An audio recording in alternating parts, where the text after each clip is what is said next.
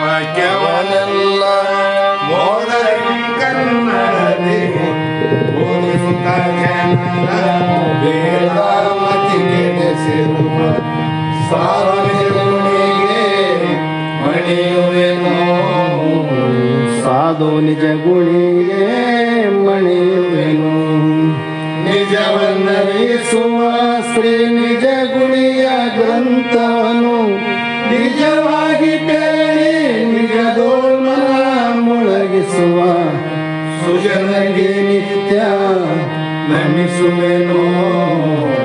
ಸುಜನರಿಗೆ ನಿತ್ಯ ನಮಿಸುವೆನು.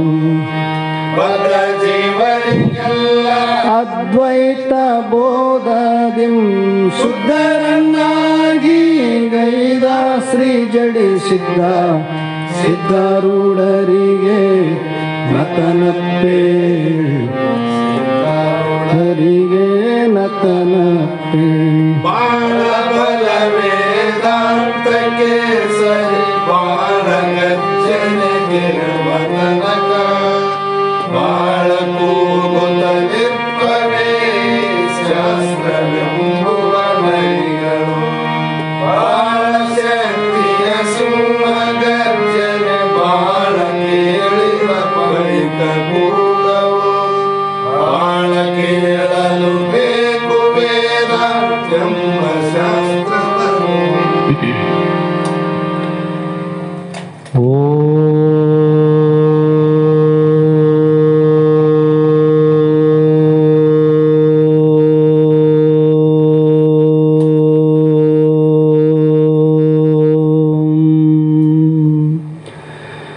ಗುರು ಬ್ರಹ್ಮ ಗುರು ವಿಷ್ಣು ಗುರುದೇವೋ ಮಹೇಶ್ವರ ಗುರು ಸಾಕ್ಷಾತ್ ಪರಬ್ರಹ್ಮ ತಸ್ಮೈ ಶ್ರೀ ಗುರವೇ ನಮಃ.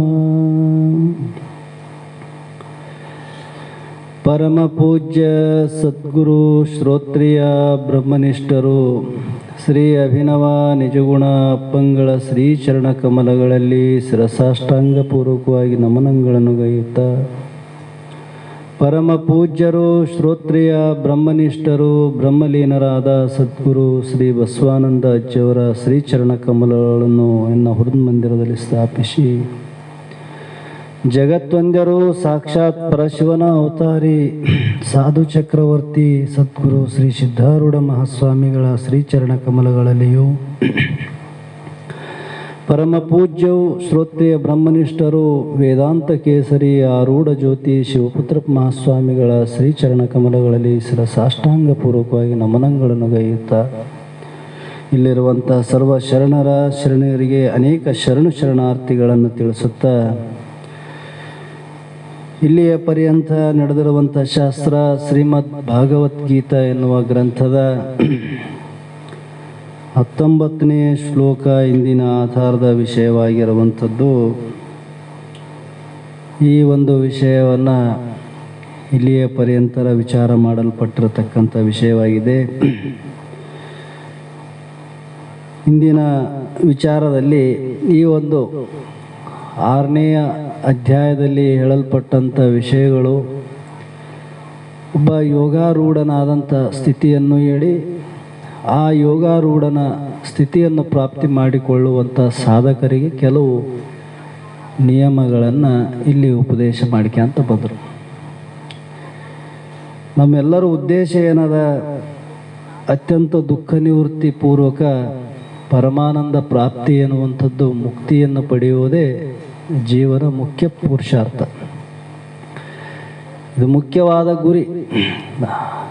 ಸಾಮಾನ್ಯವಾಗಿ ನಾವು ಸಾಮಾನ್ಯ ಭಾಷೆಯಲ್ಲಿ ಏನು ಹೇಳ್ತು, ದುಃಖರಹಿತವಾದ ಸುಖವೊಂದೇ ಅನುಭವ ಮಾಡುವುದೇ ನಮ್ಮ ಮೂಲ ಉದ್ದೇಶ ಅದ. ಆ ಉದ್ದೇಶದಿಂದನೇ ನಾವು ಅನೇಕ ಪ್ರಪಂಚದಲ್ಲಿ, ಬಾಹ್ಯ ಪ್ರಪಂಚದಲ್ಲಿ ಅನೇಕ ರೀತಿಯಿಂದ ನಾವು ಅಜ್ಞಾನಾವಸ್ಥೆಯಲ್ಲಿ ಅನೇಕ ವ್ಯವಹಾರಾದಿ ಕರ್ಮಗಳನ್ನು ಮಾಡಿದರೂ ಕೂಡ ಆ ಸುಖವನ್ನು ನಮಗೆ ಪ್ರಾಪ್ತಿ ಆಗದೇ ಇರುವುದರಿಂದ ಇಂಥ ಒಂದು ಸದ್ಗುರುವಿನ ಸನ್ನಿಧಾನದಲ್ಲಿ ಬಂದು ಅಂಥ ಸುಖವು ನಮ್ಮಲ್ಲೇ ಐತೆ ಅಂತ ನಮಗೆ ಅನುಭವಕ್ಕೆ ಬರುವಂಗೆ ತಿಳಿಸಿಕೊಡುವಂಥ ಮಹಾತ್ಮರ ಸನ್ನಿಧಾನದಲ್ಲಿ ಬಂದು ಆ ಒಂದು ಶಾಸ್ತ್ರಾದಿಗಳನ್ನು ಶ್ರವಣ ಮಾಡಿ ನಮ್ಮ ಪರಮ ಪುರುಷಾರ್ಥ ರೂಪವಾದ ಮೋಕ್ಷವನ್ನು ಪಡಿಬೇಕೆಂಬುದೇ ಸದಿಚ್ಛೆಯಿಂದ ನಾವೆಲ್ಲರೂ ಇಲ್ಲಿ ಸತ್ಸಂಗದಲ್ಲಿ ಭಾಗಿಯಾಗಿವೆ. ಇಂಥ ಒಂದು ಅನೇಕ ಜನರು, ಅನೇಕ ಮುಮುಕ್ಷುಗಳು ಇಲ್ಲಿ ಇದೇ ಒಂದು ಸ್ಥಾನದಲ್ಲಿ ಇದ್ದು ಅಂಥ ಗುರುಗಳಿಂದ ಸದ್ಗುರುಗಳು ಬಸವಾನಂದರ ಉಪದೇಶಾಮೃತವನ್ನು ಸವಿದು ಇವತ್ತಿನ ದಿವಸದಲ್ಲಿ ಅವರು ಭಿನ್ನ ಭಿನ್ನ ಸ್ಥಳದಲ್ಲಿರಬಹುದು, ಭಿನ್ನ ಭಿನ್ನ ಜಾಗದಲ್ಲಿರಬಹುದು, ಭಿನ್ನ ಭಿನ್ನ ಗ್ರಾಮಗಳಿಗೆ ಹೋಗಿರಬಹುದು. ಇನ್ನು ಕೆಲವರು ಅಂಥ ಒಂದು ಅಮೃತ ಅನುಭವವನ್ನು ಸವಿದಂಥವರು ಇನ್ನೂ ಇಲ್ಲಿ ಈ ಒಂದು ಸತ್ಸಂಗದಲ್ಲಿನೂ ಉಂಟು, ಇಲ್ಲ ಅಂತಿಲ್ಲ. ಅಂಥ ಸತ್ಶಿಷ್ಯ ಸಂಪ್ರದಾಯದಲ್ಲಿ ನಮ್ಮ ಹಿರಿಯರು ಗುರುಸ್ವರೂಪಿಗಳಾದಂಥ ಸದ್ಗುರು ಬಸವಾನಂದರ ಪರಮಶಿಷ್ಯರು ಅವರು ಕೇವಲ ಶಾಸ್ತ್ರವೊಂದೇ ಶ್ರವಣ ಮಾಡದೆ ಆ ಶಾಸ್ತ್ರದ ಅರ್ಥವನ್ನು ಸಂಗ್ರಹಿಸಿ ಅನೇಕ ಮುಮುಕ್ಷುಗಳಿಗೆ ಹೊರಗ ಅನೇಕ ಗ್ರಾಮಗಳಿಗೆ ಹೋಗಿ ಅಂಥ ಒಂದು ಶಾಸ್ತ್ರಜ್ಞಾನವನ್ನು ಹೇಳಿ ಎಷ್ಟೋ ಮುಮುಕ್ಷಿಗಳನ್ನು ತಮ್ಮ ಆಕರ್ಷಣೆಯಲ್ಲಿ, ಅಂದರೆ ತಮ್ಮ ವಾಣಿಯ ಆಕರ್ಷಣೆಯಿಂದ ತಮ್ಮನತ್ತ ಧಾವಿಸಿ ಬರುವಂತೆ ಮಾಡಿರ್ತಕ್ಕಂಥ ಪೂಜ್ಯರು ಸದ್ಗುರು ಶ್ರೀ ಸದಾನಂದ ಮಹಾರಾಜರು. ಇವತ್ತು ಅವರು ಭೌತಿಕ ದೇಹದಿಂದ, ಆ ಪಂಚಮಹಾಭೂತಗಳಾದ ದೇಹದಿಂದ ಬಿಡುಗಡೆಯನ್ನು ಹೊಂದಿ ನಮ್ಮೆಲ್ಲರ ಸ್ವರೂಪವಾಗಿರುವಂಥ ಆತ್ಮ ಸ್ವರೂಪದಲ್ಲೇ ಪರಿಪೂರ್ಣ ರೂಪದಿಂದ ಇದ್ದು, ಅವರು ಭೌತಿಕ ದೇಹ ದೃಷ್ಟಿಯಿಂದ ನಮ್ಮ ಜೊತೆಗೆ ಇರಲಿಕ್ಕಿಲ್ಲ, ಆದರೆ ಆತ್ಮರೂಪದಿಂದ ಯಾವಾಗಲೂ ಸದಾ ರೂಪದಲ್ಲಿ ನಮ್ಮೆಲ್ಲರ ಒಳಗೆ ಇದ್ದು ನಮ್ಮನ್ನು ಪ್ರೇರಿಸುವಂಥ ಒಂದು ಕಾರ್ಯವನ್ನು ಮಾಡಲಿ ಅನ್ನುವಂಥ ಉದ್ದೇಶವನ್ನು ಇಟ್ಕೊಂಡು ಅವರಿಗೂ ನಮನಗಳನ್ನು ತಿಳಿಸುತ್ತಾ ಇಂದಿನ ಶಾಸ್ತ್ರದಲ್ಲಿ ಮುಂದುವರಿಯೋಣ. ಇವತ್ತು ಇಲ್ಲಿ ಹೇಳ್ತಕ್ಕಂಥ ಶ್ಲೋಕ ಏನಪ್ಪ ಅಂತಂದರೆ, ಯಥಾ ದೀಪೋ ನಿವಾತತಸ್ಥೋ ನೇಗಂತೆ ಸೋಪಂ ಸ್ಮೃತ ಯೋಗಿನ ಯಚ್ಚಿತ್ತಸ್ಯ ಯಜಂತೋ ಯೋಗಮ ಆತ್ಮನ ಅಂತ ಹೇಳ್ತಾನೆ. ನೋಡು, ಯೋಗಿಯು ಹೇಗೆ ಚಿತ್ತವು ಗಾಳಿ ಇಲ್ಲದ ಸ್ಥಳದಲ್ಲಿರುವ ದೀಪದಂತೆ ಅಂದ್ರವರು. ಗಾಳಿ ಇಲ್ಲದ ಸ್ಥಳದಲ್ಲಿ ದೀಪ ಹೆಂಗೆ ಸ್ಥಿರವಾಗಿ ಅಚಲದಿಂದ ಏನು ಅಲಗಾಡದ ಸ್ಥಿರವಾಗಿ ಬೆಳಗ್ತದ ನೋಡು, ಅಲ್ಲಿ ಗಾಳಿಲ್ಲ. ಹಾಗೆ ಈ ದೃಷ್ಟಾಂತದಂತೆ ಪ್ರಪಂಚದಲ್ಲಿ ನಿಶ್ಚಲ ಪದಾರ್ಥಗಳು ಅನೇಕವಿರುತ್ತವೆ, ಪರ್ವತವು ನಿಶ್ಚಲವಲ್ಲವೇ. ದೀಪ ಒಂದೇ ಐತೇನು ಅಳ್ಳಾಡ್ಲಾರ್ದಂಗೆ ಇರೋದು ಅಂದರೆ ದೀಪ ಅಷ್ಟೇ ಅಳ್ಳಾಡ್ಲಾರ್ದಂಗೆ ಇಲ್ಲ ಅಂತಲ್ಲ, ಪರ್ವತಗಳು ಇದಾವ, ಅನೇಕ ಪರ್ವತಗಳು, ಅವು ಎಂದನ ಅಳ್ಳಾಡ್ತವೇನೂ ಇಲ್ಲ. ಆ ದೃಷ್ಟಾಂತ ಕೊಡಬಹುದಾಗಿತ್ತಲ್ಲ ಅಂತಂದರೆ, ಪರ್ವತವು ನಿಶ್ಚಲವಾಗಿದ್ದರೂ ಅದಕ್ಕೆ ಮತ್ತೊಂದು ವಸ್ತುವನ್ನು ಬೆಳಗುವ ಪ್ರಕಾಶವಿಲ್ಲ, ಅದಕ್ಕೈತೇನು?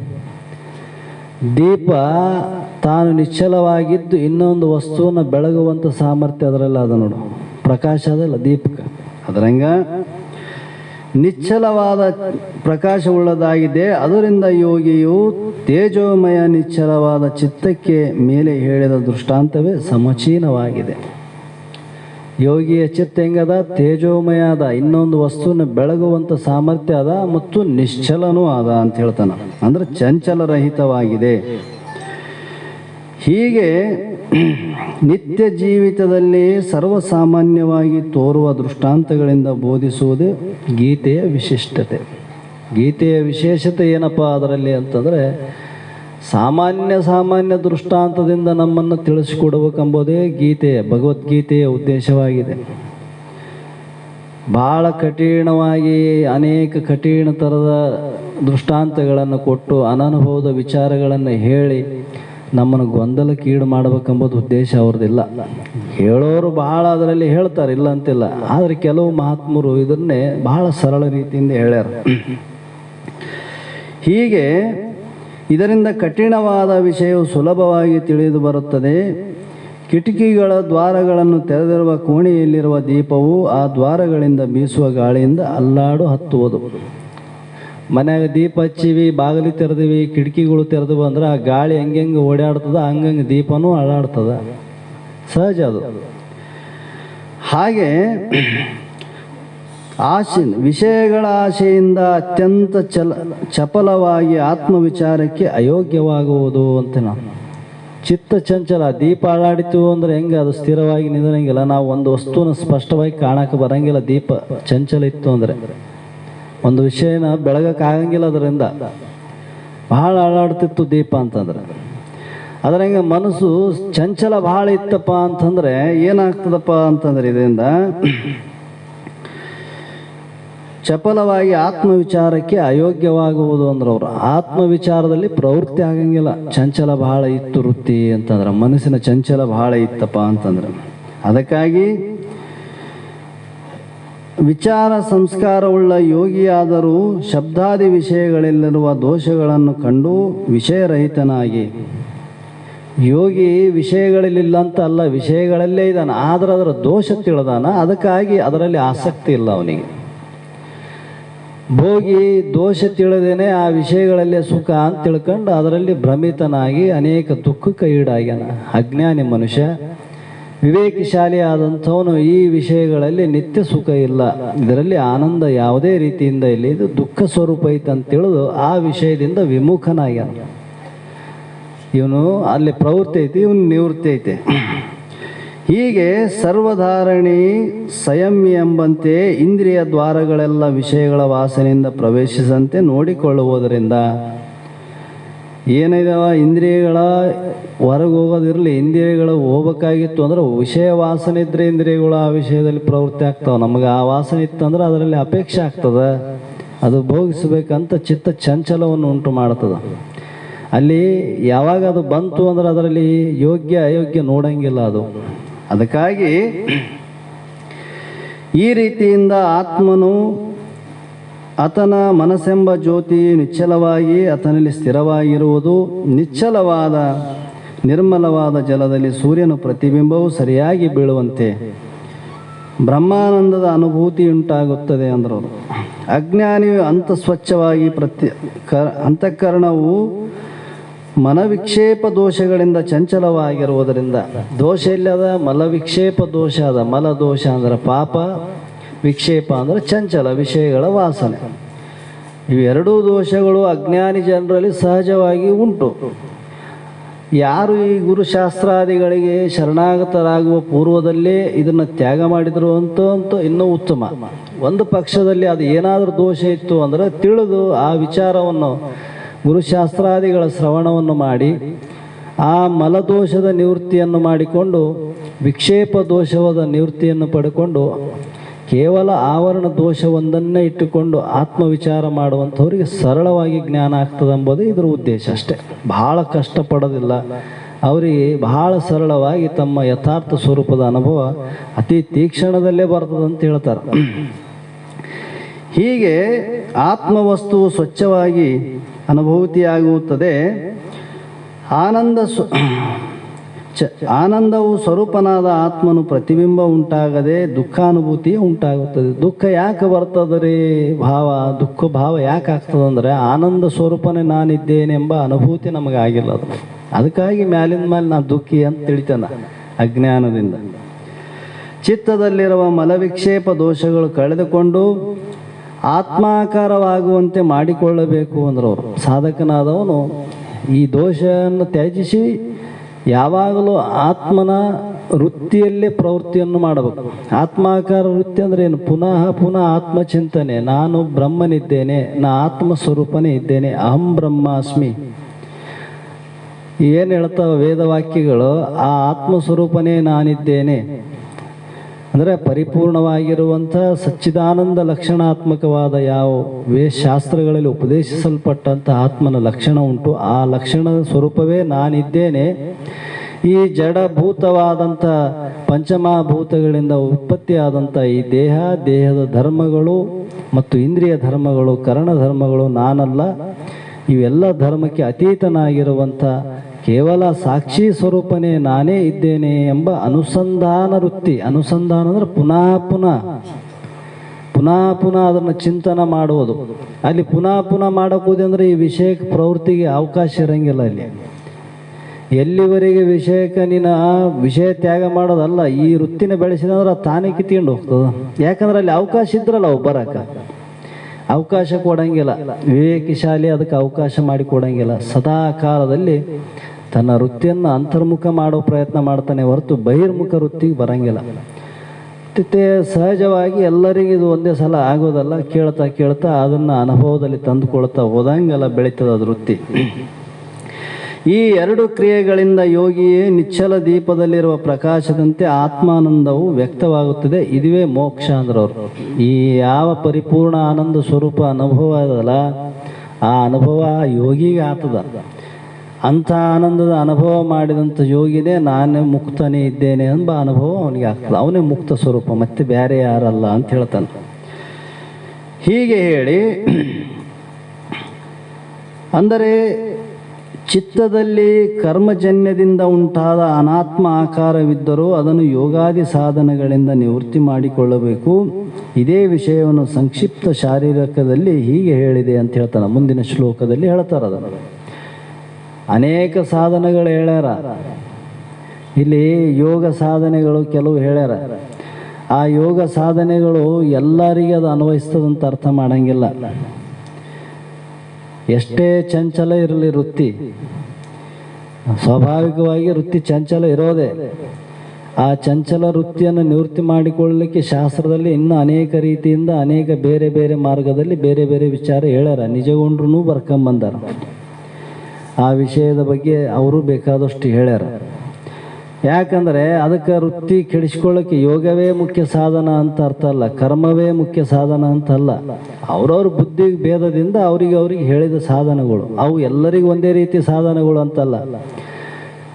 ಇಲ್ಲಿ ಸತ್ಶಾಸ್ತ್ರ ಶ್ರವಣ ಮನನ ನಿಧಿಧ್ಯಾಸನ, ಈ ಚಿಂತನ ಶ್ರವಣ ಏನಾಯಿತು, ಶ್ರವಣದಂತೆ ಮನನ ನಿರಂತರವಾಗಿ ನಡೀತಾ ಇತ್ತಪ್ಪ ಅಂತಂದರೆ ಆ ದೋಷವನ್ನು ಅವನು ಕಳ್ಕೋಬೋದು. ದೃಶ್ಯ ವಿವೇಕ ಅಂತಾರೆ ಇದಕ್ಕೆ ಶಾಸ್ತ್ರಗಳಲ್ಲಿ. ಇದನ್ನು ಯಥಾರೀತಿ ಅವನು ನಿರಂತರ ಅದನ್ನು ಮಾಡ್ತಾ ಇದ್ದಪ್ಪ ಅಂತಂದರೆ ಅದನ್ನು ಮಾಡೋಕ್ಕೇನು ಶ್ರವಣದಲ್ಲಿ ಕುಂತಂಗೆ ಅಲ್ಲಿ ಕುಂದ್ರದ ಅವಶ್ಯಕತೆ ಇಲ್ಲ. ಬಾಹ್ಯ ಪ್ರಪಂಚದ ವ್ಯವಹಾರವನ್ನು ತೊರಿಬೇಕೆಂಬುದೂ ಇಲ್ಲ. ಪ್ರಪಂಚ ವ್ಯವಹಾರದಲ್ಲಿ ತತ್ಪರನಾಗಿದ್ದು ಕೂಡ ಮನುಷ್ಯನೊಳಗೆ ಈ ಚಿಂತನ ಮಾಡ್ತಾ ಇದ್ದಪ್ಪ ಅಂತಂದ್ರೆ ಅವನ ವೃತ್ತಿ ಆ ಕಡೆ ಇರ್ತದೆ. ಈ ಪ್ರಪಂಚ ವೃತ್ತಿ ಇರ್ತದೆ ಇರಂಗಿಲ್ಲ. ಅವನ ವೃತ್ತಿ ಬೇರೆ ಕಡೆ ಇರ್ತದೆ, ತನ್ನ ಆತ್ಮನ ಕಡೆ ವೃತ್ತಿ ಇರ್ತದೆ. ವ್ಯವಹಾರ ನಡೆದದ ಶರೀರದ ಅಷ್ಟೇ, ಅದ್ರ ಲಕ್ಷ್ಯ ಕೊಡಂಗಿಲ್ಲ ಅವನು. ಇದರಂಗ ನಿರಂತರ ನಡೆದರೆ ಇದು ಕೂಡ ಒಂದು ಸಾಧನೆನೇ. ಇದೇ ಯೋಗ, ಈ ಯೋಗನೇ ಮಾಡ್ಬೇಕಂತ ನೇಮ ಇಲ್ಲ. ಆದ್ರೆ ಅವ್ರವ್ರಿಗೆ ಹೇಳಿರತಕ್ಕಂಥ ಮಾತು ಇಲ್ಲಿ ಹೇಳ್ತಾರೆ ಅವರು. ಸ್ವಭಾವಕೀ ಯತ್ರ ಪರಮೇತೆ ಚಿತ್ತಂ ನಿರುದ್ಧಂ ಯೋಗ ಸೇವಾಯ ಯತ್ರ ಚೈತನ್ಯ ಆತ್ಮನಂ ಪಶ್ಯನ್ನಾತ್ಮನಿ ತಷ್ಟತಿ.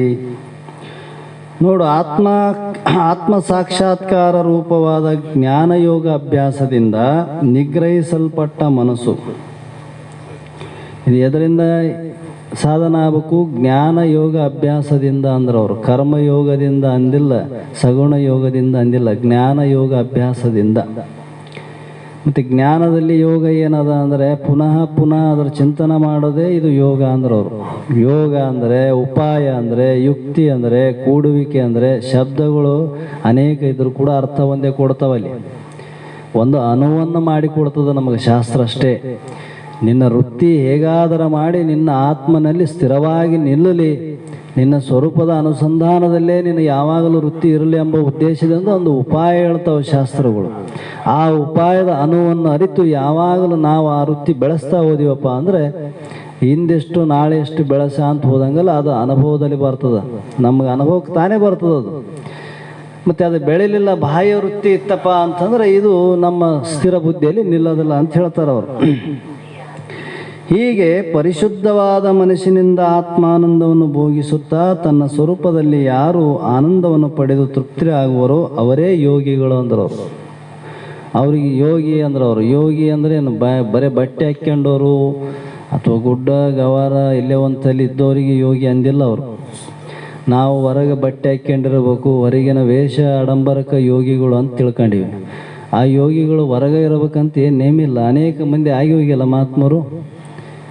ಅವರೆಲ್ಲರೂ ಈ ಪ್ರಪಂಚ ವ್ಯವಹಾರವನ್ನು ತೊರೆದವರೇ ಇದ್ದಾರೆ. ಇಲ್ಲ, ಹಂಗೇನಿಲ್ಲ.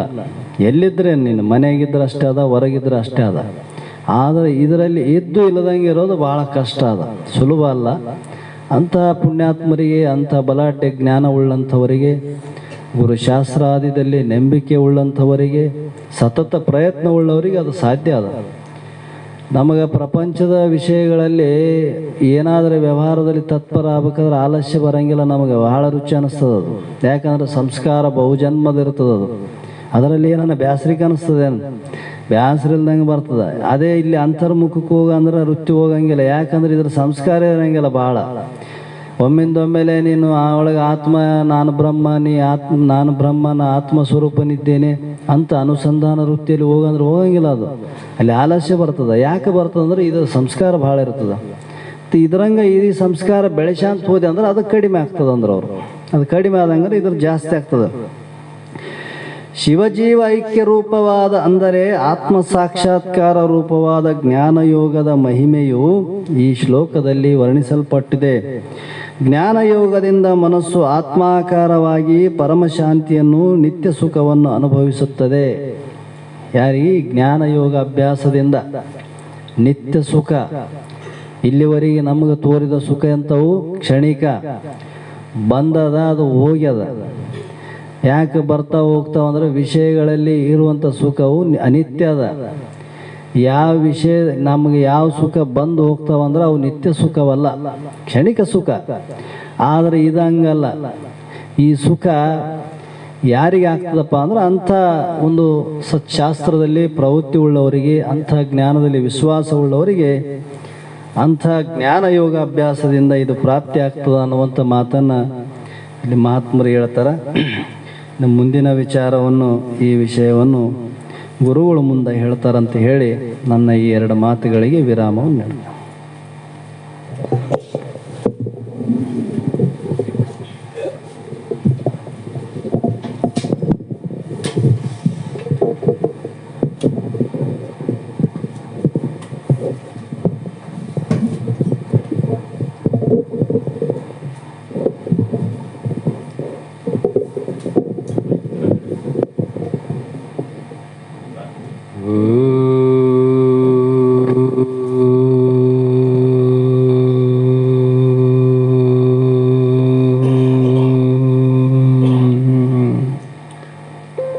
अनंत जन्म संप्राप्त कर्म बंध विदाहिनी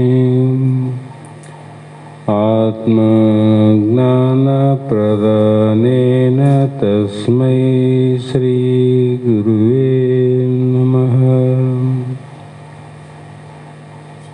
जगदादि जगद्गुरु अद्वैत सार्वभौम ಭಕ್ತರ ಮುಕ್ತರ ಕಲ್ಪವೃಕ್ಷ ಕಾಮಧೇನು ಸಿದ್ಧಾರೂಢ ಮಹಾಸ್ವಾಮಿಗಳ ಶ್ರೀಪಾದ ಪದ್ಮಗಳಿಗೂ,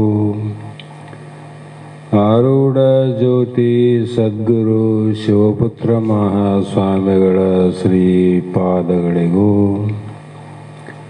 ಶ್ರೋತ್ರಿಯ ಬ್ರಹ್ಮನಿಷ್ಠ ಬ್ರಹ್ಮಲೀನ ಸದ್ಗುರು ಬಸವಾನಂದರ ಚರಣ ಕಮಲಗಳಿಗೂ ಅನಂತ ದೀರ್ಘ ದಂಡ ಪ್ರಣಾಮಗಳನ್ನು ಸಮರ್ಪಿಸುತ್ತಾ, ಸದ್ಗುರು ಸಿದ್ಧಲಿಂಗಪ್ಪ ತಾತ ಕಪಗಲ್ ಇವರನ್ನು ಮನದೋಳು ಧ್ಯಾನಿಸುತ್ತಾ ತಮ್ಮೆಲ್ಲರಿಗೂ ವಂದಿಸುತ್ತಾ, ಇಲ್ಲಿಯ ಪರ್ಯಂತರವಾಗಿ ಶ್ರೀಮದ್ ಭಗವದ್ಗೀತೆ ಎನ್ನುವ ಗ್ರಂಥದ 6ನೇ ಅಧ್ಯಾಯದಲ್ಲಿ ತಾವೆಲ್ಲರೂ ಪ್ರವೇಶವನ್ನು ಮಾಡಲಾಗಿದ್ದು, ಇಲ್ಲಿಯವರೆಗೂ ಭಗವದ್ಗೀತೆಯ ಸಾರಾಂಶವನ್ನು ತಾವೆಲ್ಲರೂ ಅನುಭವಿಸಿದ್ದು,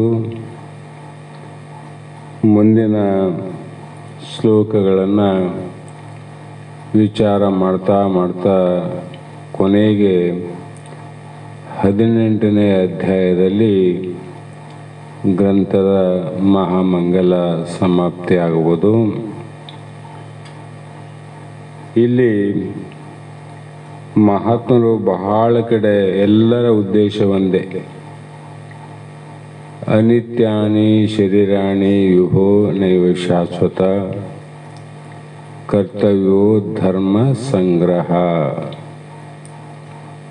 ಈ ಮಾತನ್ನು ಇವತ್ತು ಯಾಕೆ ಹೇಳಬೇಕಾಗಿದೆ ಅಂದರೆ, ಬಹಳ ಸಲ ಇಂಥ ಮಹಾತ್ಮರ ವಾಕ್ಯಗಳನ್ನು ನಾವು ನೀವೆಲ್ಲರೂ ಕೇಳಿವಿ. ತೊಳುವುದೇ ಮಾಡ್ಬೋದು ಆವುದು ಭವ ಹರಣ ಅನ್ನುವ ಮಾತು,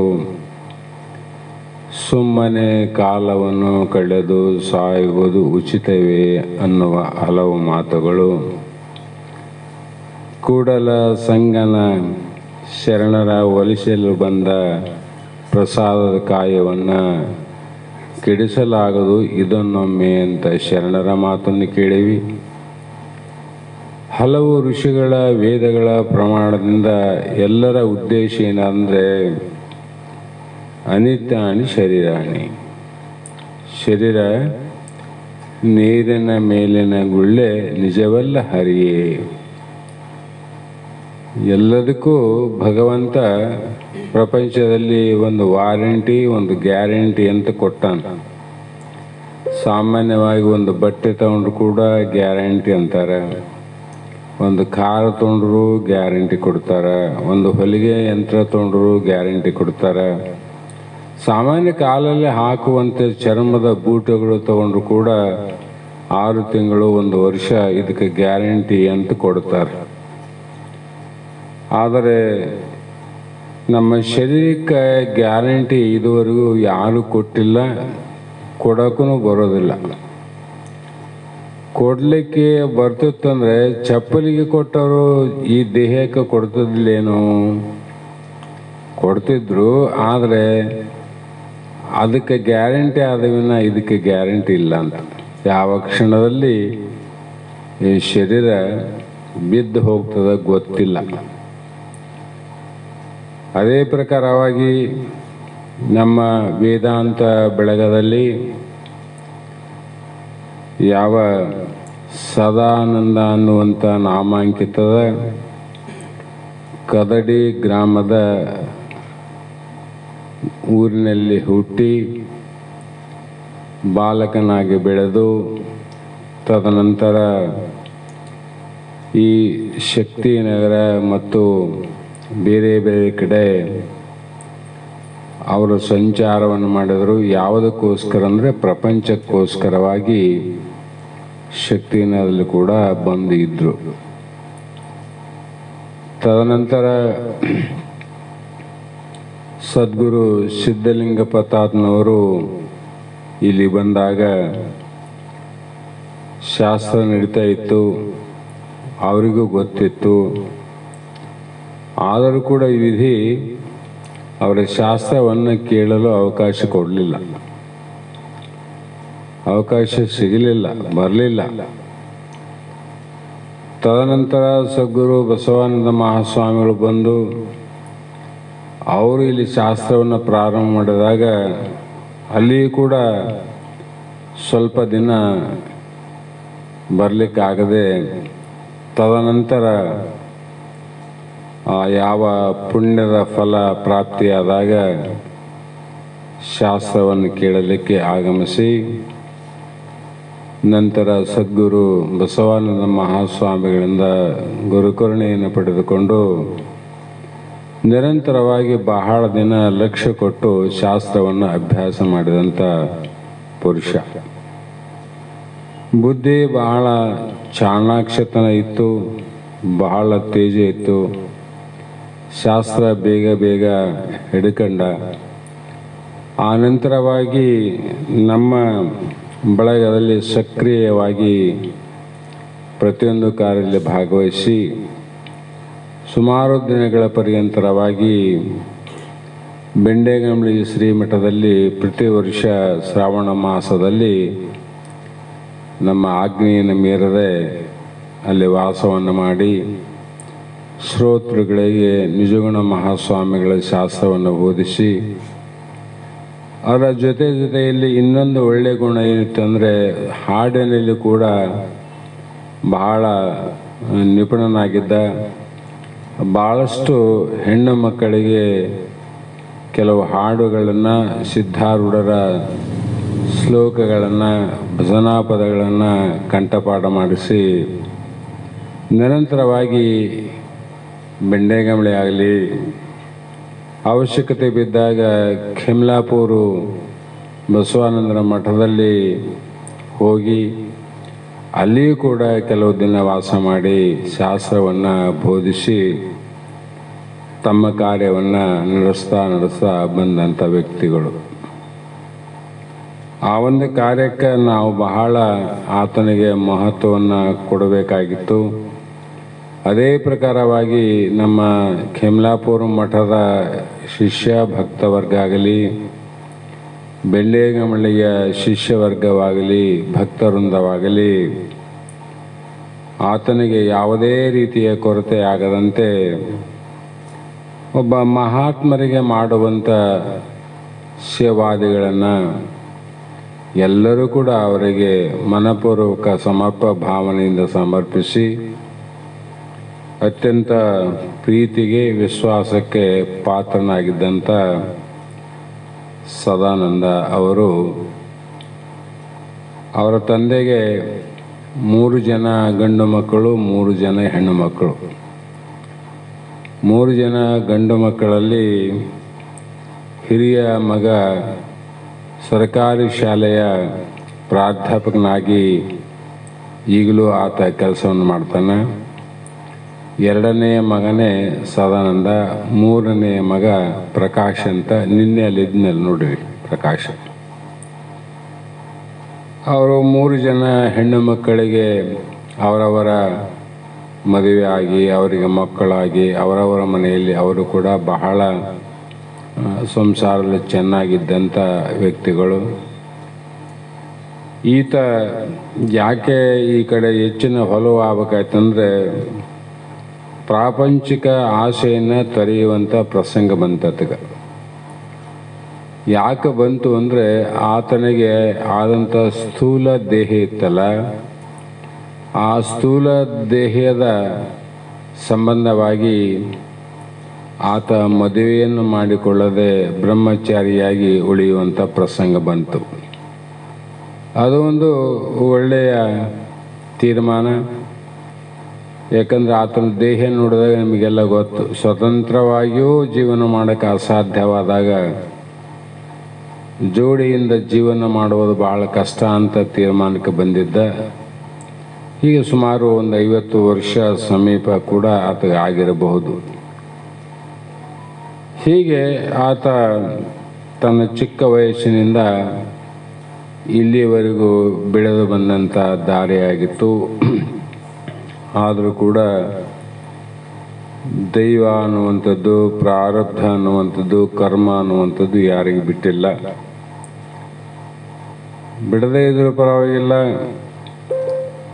ನಿನ್ನೆಯ ಒಂದು ಘಟನೆಯನ್ನು ತಾವೆಲ್ಲರೂ ಕಣ್ಣಾರೆ ಕಂಡಿರಿ, ಪ್ರತ್ಯಕ್ಷ ನೋಡಿರಿ. ನಾವು ಒಂದು 2 ದಿನ ಬಿಟ್ಟು ಹೋಗೋಣ ಅಂತ ಮೊದಲು ತೀರ್ಮಾನ ಮಾಡಿ ಶಾಸ್ತ್ರ ಮುಗಿದ್ರೊಳಗಾಗಿ ಮತ್ತೆ ಮರಳಿ ಯೋಚನೆಯನ್ನು ಮಾಡಿ. ಕಾರಣ ಏನಂದರೆ ನಾವು ಪ್ರವಾಸಕ್ಕೆ ಹೋಗೋದಕ್ಕಿಂತ ಮುಂಚೆ ಖಿಮ್ಲಾಪುರದವರು ನಾವು ಮಾತಾಡಿದ್ದೀವಿ, ಅಪ್ಪ ನೀವು ಗದಗಿಗೆ ಎಂದು ಬರ್ತೀರಿ ಸದಾನಂದ ನೋಡಲಿಕ್ಕೆ, ಆವತ್ತ ನಾವು ಬರ್ತೀವಿ,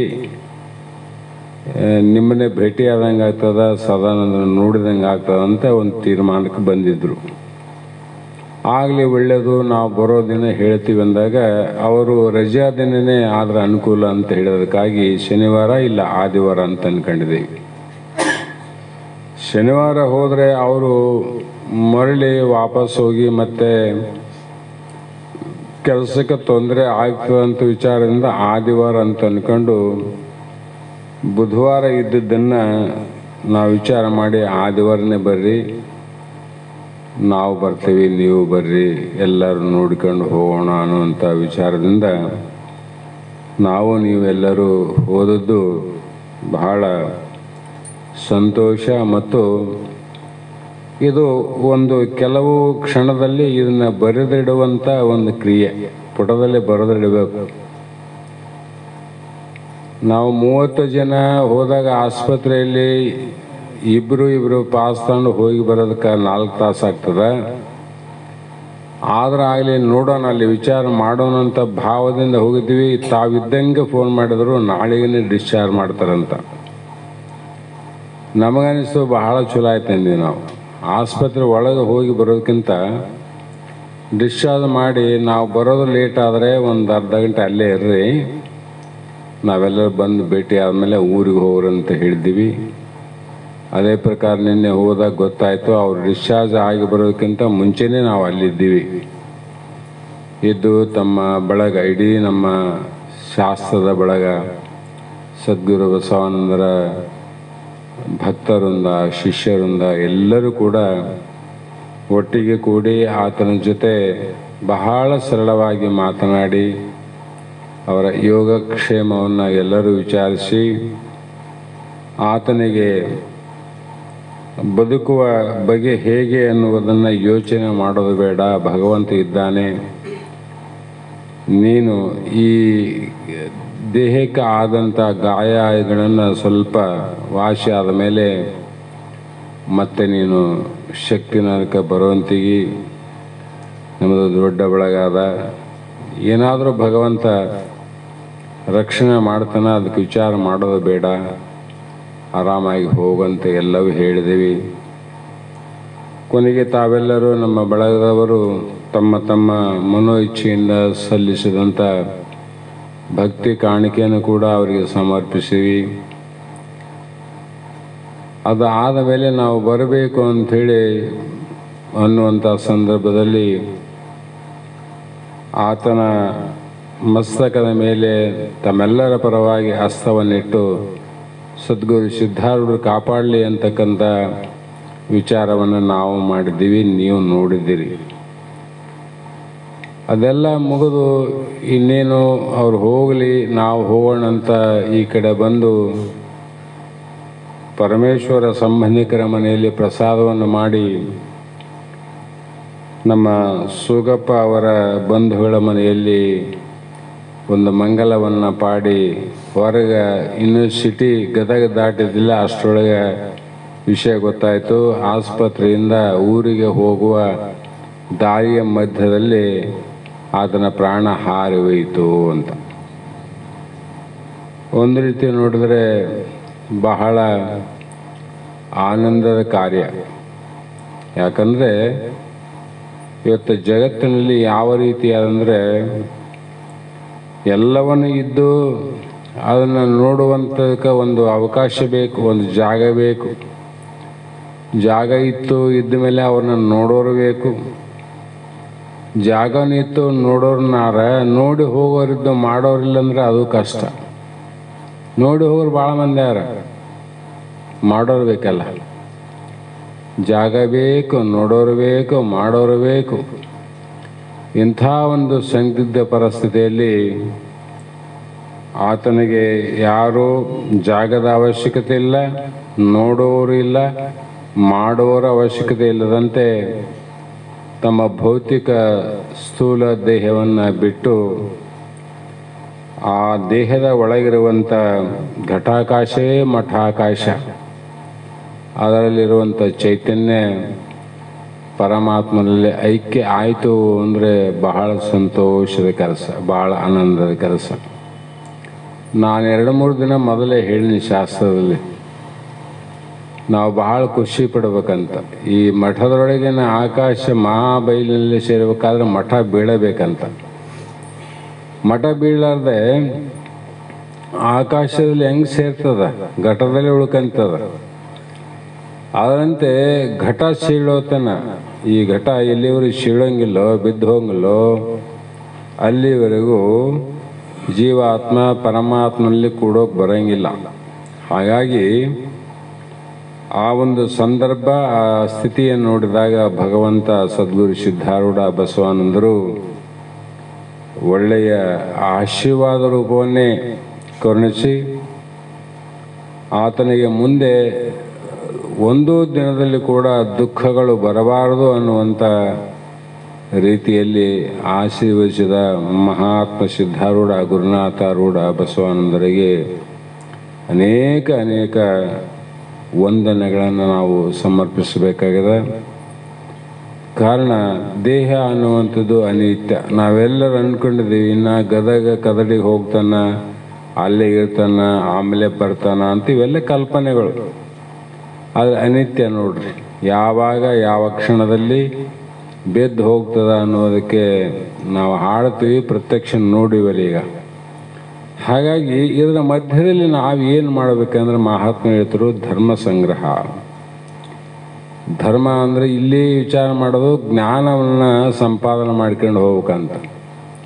ಅಂದರೆ ಎಂಥ ಜ್ಞಾನ ನಿನ್ನದೆಂಬುದು ಜ್ಞಾನ ರತ್ನ ನೋಡ ಅಂತ ಪ್ರಭುದೇವರು ಹೇಳಿದಂಗೆ ನಮ್ಮ ಸ್ವರೂಪ ಸಾಕ್ಷಾತ್ಕಾರದ ಜ್ಞಾನವನ್ನು ನಾವು ಮಾಡಿಕೊಂಡಾಗ ಮಾತ್ರ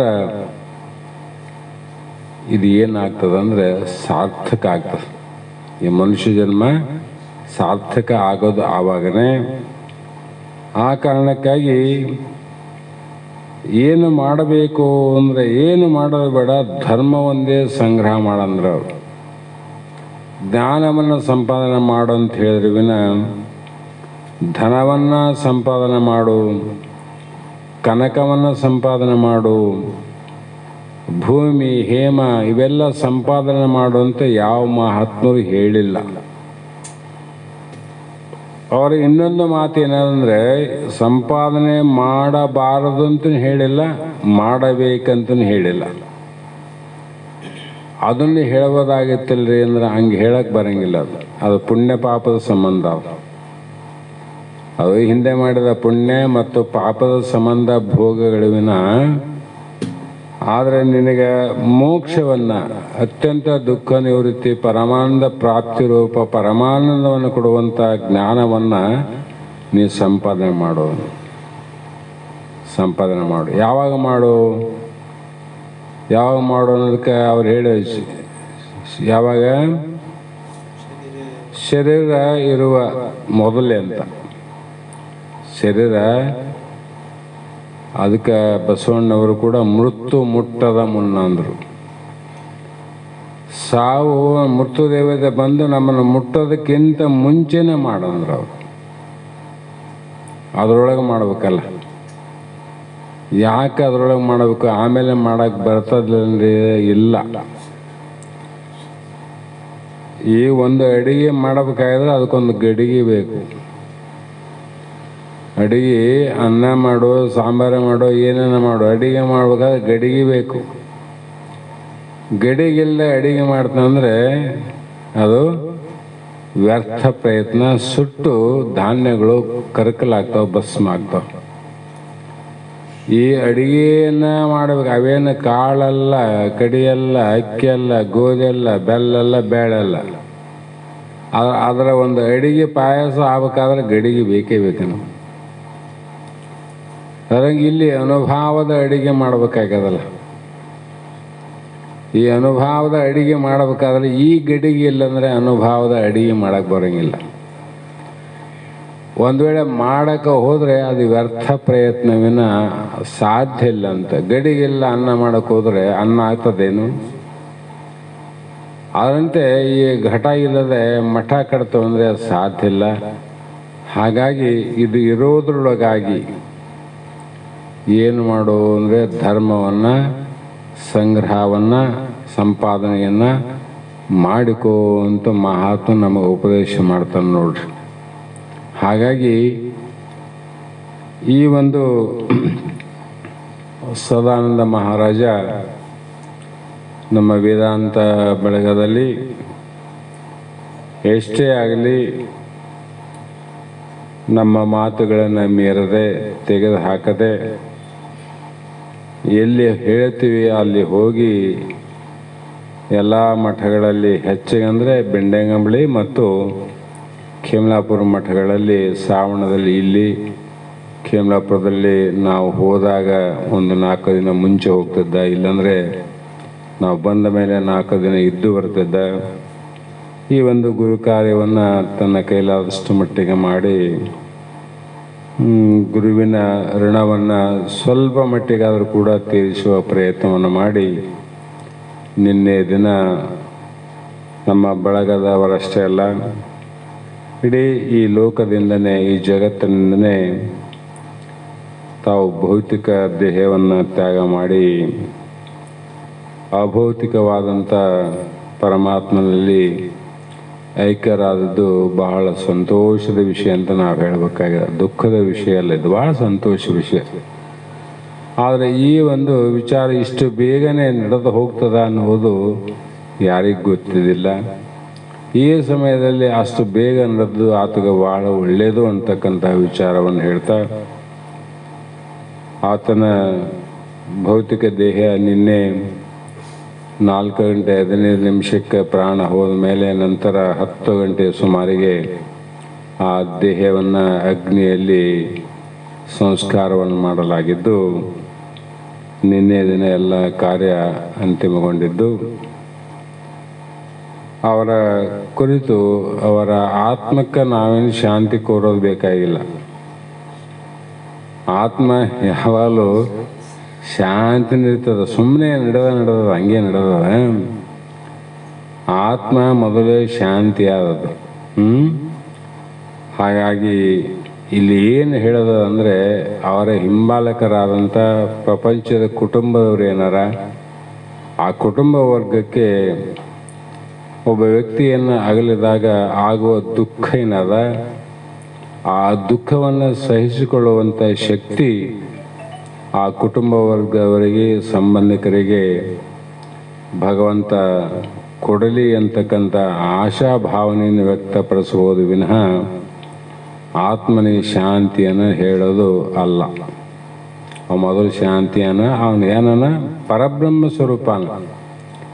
ಈ ಹೋದದ್ದು ಏನು ಹೋಗ್ಯದಂದರೆ ಅವರ ಭೌತಿಕ ಶರೀರ ಹೋಗ್ಯದ. ಶರೀರ ಯಾರ್ದದು? ಪಂಚಮಹಾಭೂತದ ಶರೀರದ ಪಂಚಮಹಾಭೂತದ ಶರೀರ ಇಲ್ಲೇ ಬಿದ್ದು ಹೋಗ್ಯದ, ಪಂಚಮಹಾಭೂತದಲ್ಲಿ ಲೀನ ಆಯಿತು. ಆದರೆ ನಮ್ಮೆಲ್ಲರ ಸ್ವರೂಪ ಏನದ? ಜೀವಾತ್ಮನವನು ಪರಮಾತ್ಮ ಸ್ವರೂಪನೇ, ಪರಮಾತ್ಮನೇ ಜೀವಾತ್ಮ, ಜೀವಾತ್ಮನೇ ಪರಮಾತ್ಮ. ಹಾಗಾಗಿ ಯಾವ ರೀತಿ ವಿಚಾರ ಮಾಡಿದ್ರು ಕೂಡ ಸತ್ತದ್ದು ಬೇರೆ, ಇದ್ದದ್ದು ಬೇರೆ. ಸತ್ತು ಹೋದ, ಸತ್ತು ಅಂದರೆ ಇದ್ದದ್ದು, ಹೋದ ಅಂದದ್ದು ಅನಿತ್ಯದ್ದು. ಸತ್ತು ಹೋದ ಅಂದಲ್ಲ, ಸತ್ತು ಅಂದ್ರೆ ಇರೋದು. ಆ ಜೀವಾತ್ಮ ಹಂಗೆ ಅನ್ನಿಲ್ಲ, ಸತ್ತನೇನು ಅವನು ಸಾವೇ ಇಲ್ಲ. ಅದ್ರಾಗ ನಮಗೆ ಯಾರಿಗೂ ಸಾವಿಲ್ಲ, ನಿಮಗೂ ಸಾವಿಲ್ಲ. ಆದರೆ ಗುರುವಿನಿಂದ ಇಂಥ ಜ್ಞಾನ ಸಂಪಾದನೆ ಮಾಡದಿದ್ದರೆ ದುಃಖ ನಮಗೆ ತಪ್ಪಿದ್ದಲ್ಲ. ಅದಕ್ಕಾಗಿ ಮಹಾತ್ಮರು ಶರೀರವನ್ನು ದುರುಪಯೋಗ ಮಾಡಿಕೊಳ್ಳಲಾರದೆ, ಇದು ತೂತು ಬಿದ್ದ ಗಡಿಗೆಯಲ್ಲಿ ಕೂಡ ನಾವು ಅಡಿಗೆ ಮಾಡಕ್ಕೆ ಬರೋಂಗಿಲ್ಲ. ಗಡಿಗೆ ನೀರು ಗಡಿಗೆ ಸೋರಕತ್ತೆ ಅಂದರೆ ಅದು ಸಣ್ಣ ನೀರು ಒಲೆಗೆ ಬಿಡ್ತಾವೆ, ಬೆಂಕಿಯನ್ನು ಅದು ಆರಿಸ್ತದೆ, ಪಟುತ್ತು ಕೊಡೋಂಗಿಲ್ಲ. ಹಾಗಾಗಿ ಗಡಿಗೆನೇ ಇರಬೇಕು, ಅದು ಭದ್ರವಾಗಿರಬೇಕು, ಆವಾಗ ಅದಕ್ಕೆ ಅಡಿಗೆ ಮಾಡಕ್ಕೆ ಬರ್ತವೆ. ಹಾಗಾಗಿ ಶರೀರ ಇರಬೇಕು, ಶರೀರ ಕೂಡ ಕಾಯ ಭದ್ರವಾಗಿರಬೇಕು. ಆ ಸಮಯದಲ್ಲಿ ಇವೆಲ್ಲ ಮಾಡಕ್ಕೆ ಬರ್ತದೆ ವಿನ ಸ್ವಲ್ಪ ವ್ಯತ್ಯಾಸ ಆದರೆ ಈ ಅನುಭವದ ಅಡಿಗೆ ಆಗೋದಿಲ್ಲ. ಹಾಗಾಗಿ ಶರೀರ ಗೂಡು ಹೋಗೋದ ಮುನ್ನ ಕೂಡರ ಸಂಗನ ಅಂದ. ಇದು ಗಡಿಗೆ ತೂತು ಬಿಡೋದ್ರಾಗಾಗಿ, ಸೋರೋದ್ರೊಳಗಾಗಿ ನಾವು ಏನು ಕೂಡಬೇಕಾಗ್ಯದ ಅದನ್ನು ಕೂಡಿದರೆ ನಿಜವಾದ ಸಾರ್ಥಕ ಅನ್ನುವುದಾದ. ಹಾಗಾಗಿ ಇವತ್ತಿನ ದಿನ ನಮ್ಮ ಸದ್ಗುರು ಬಸವಾನಂದರ, ಸಿದ್ಧಾರೂಢ ಮಹಾಸ್ವಾಮಿಗಳ, ಎಲ್ಲ ಮಹಾತ್ಮರ, ಋಷಿಗಳ, ಸಂತ ಶರಣರ ಕೃಪೆಯಿಂದ ಆ ಕುಟುಂಬಕ್ಕೆ ದುಃಖವನ್ನು ಸಹಿಸಿಕೊಳ್ಳುವಂಥ ಒಂದು ಶಕ್ತಿ, ಸಾಮರ್ಥ್ಯವನ್ನು ಆ ಭಗವಂತ ಆ ಕುಟುಂಬಕ್ಕೆ ಕರುಣಿಸಲಿ ಅಂತಕ್ಕಂಥ ಮಾತನ್ನು ನಾವು ಕೂಡ ಸದ್ಗುರುಗಳಲ್ಲಿ ಪ್ರಾರ್ಥಿಸುತ್ತಾ, ತಮ್ಮೆಲ್ಲರ ಆಶೆಯಂತೆ, ಅಪೇಕ್ಷೆಯಂತೆ ನೀವು ಕೂಡ ಗುರುಗಳ ಕೃಪೆ, ಸದ್ಗತಿ ಸಾಧ್ಯ ಆಗಲಿ ಅಂತಕ್ಕಂಥ ಮಾತನ್ನು ಹೇಳ್ತಾ, ಅವರ ಅಂತಿಮ ದೇಹತ್ಯಾಗದ ನಿಮಿತ್ತವಾಗಿ ನಾವು ಈ ಒಂದು ಬಳಗದಲ್ಲಿ 1 ನಿಮಿಷ ಮೌನವನ್ನು ಆಚರಣೆ ಮಾಡಿ ನಂತರ ಮಂಗಲವನ್ನು ಹೇಳುವಂಥ ಕಾರ್ಯವನ್ನು ಮಾಡ್ರಿ ಅಂತಕ್ಕಂಥ ಮಾತನ್ನು ಹೇಳ್ತಾ ಈಗ ಮೌನ ಪ್ರಾರಂಭ.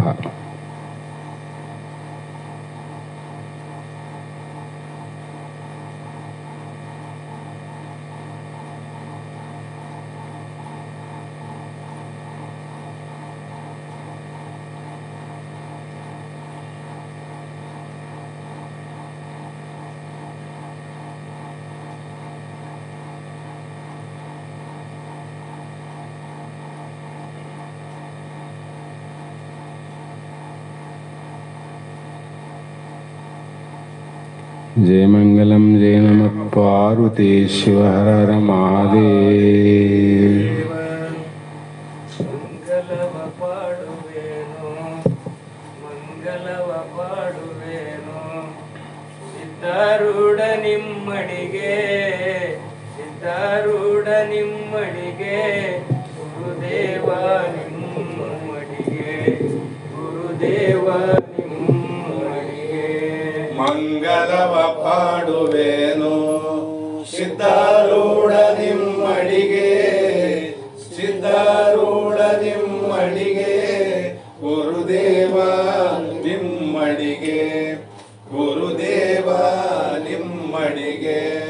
6 3 ಮಿರಿದ ಆರೂಢ ಚಕ್ರವರ್ತಿ 6 3 ಮಿರಿದ ಆರೂಢ ಚಕ್ರವರ್ತಿ ಯಾರೇನಂದರು ಸರಿಯೇ ಯಾರೇನಂದರು ಸರಿಯೇ ಹರವಿನಯನ್ನ ಗುರುವೇ ಹರವಿನಯನ್ನ ಗುರುವೇ. ಮಂಗಲವ ಪಾಡುವೇನು ಸಿದ್ಧಾರೂಢ ನಿಮ್ಮಡಿಗೆ ಸಿದ್ಧಾರೂಢ ನಿಮ್ಮಡಿಗೆ ಗುರುದೇವ ನಿಮ್ಮಡಿಗೆ ಗುರುದೇವ ನಿಮ್ಮಡಿಗೆ. ಸಂಸಾರ ಸರದಿ ಒಳಗೆ ಮುಳಗಿ ನಾನು ಬಂದೆ ಸಂಸಾರ ಶರದಿಯೊಳಗೆ ಮುಳಗಿ ನಾನು ಬಂದೆ. ಸಾಕೋ ಮಾಡೋನಿ ಇದನ ಸಾಕೋ ಮಾಡೋನಿ ಇದನ ಎನ್ನ ಭವ ಕಳಿ ಗುರುವೇ ಎನ್ನ ಭವ ಕಳಿ ಗುರುವೇ. ಮಂಗಲವ ಪಾಡುವೇನು ಸಿದ್ಧಾರೂಢ ನಿಮ್ಮಡಿಗೆ ಸಿದ್ಧಾರೂಢ ನಿಮ್ಮಡಿಗೆ ಗುರುದೇವ ನಿಮ್ಮಡಿಗೆ ಗುರುದೇವ ನಿಮ್ಮಡಿಗೆ. ಇಳಿಯೋಳು ಅಧಿಕವಾದ ಹುಬ್ಬಳ್ಳಿ ಕ್ಷೇತ್ರ ನೋಡ ಇಳಿಯೋಳ ಅಧಿಕವಾದ ಹುಬ್ಬಳ್ಳಿ ಕ್ಷೇತ್ರ ನೋಡ. ಕೈವಲ್ಯ ಕಂದ ನಾನು ಕೈವಲ್ಯ ಕಂದ ನಾನು ಎನ್ನ ಭವ ಕಳಿ ಗುರುವೇ ಎನ್ನ ಭವ ಕಳಿ ಗುರುವೇ. ಮಂಗಲವ ಪಾಡುವೇನು ಸಿದ್ಧಾರೂಢ ನಿಮ್ಮಡಿಗೆ ಸಿದ್ಧಾರೂಢ ನಿಮ್ಮಡಿಗೆ ಗುರುದೇವ ನಿಮ್ಮಡಿಗೆ ಗುರುದೇವ ನಿಮ್ಮಡಿಗೆ. ಚೈತನ್ಯಂ ಶಾಶ್ವತಂ ಶಾಂತಂ ವ್ಯೋಮಾತೀತಂ ನಿರಂಜನಂ ನಾದಬಿಂದು ಕಲಾ ಅತೀತಂ ತಸ್ಮೈ ಶ್ರೀ ಗುರವೇ ನಮಃ. ಶ್ರೀಮಜ್ಜಗದ್ಗುರು ಸಿದ್ಧಾರೂಢ ಮಹಾರಾಜ ಕಿ ಜೈ. ಶ್ರೀ ಸದ್ಗುರು ಶಿವಪುತ್ರ ಸ್ವಾಮಿ ಮಹಾರಾಜ ಕಿ ಜೈ. ಶ್ರೀ ಸದ್ಗುರು ಬಸವಾನಂದ ಸ್ವಾಮಿ ಮಹಾರಾಜ ಕಿ ಜೈ. ಶ್ರೀ ಸದ್ಗುರು ಅಭಿನಂದ ಮಹಾರಾಜ ಕಿ ಜೈ. जय साधु संत महाराज की जय. जय मंगलम जय नमः पार्वती शिव.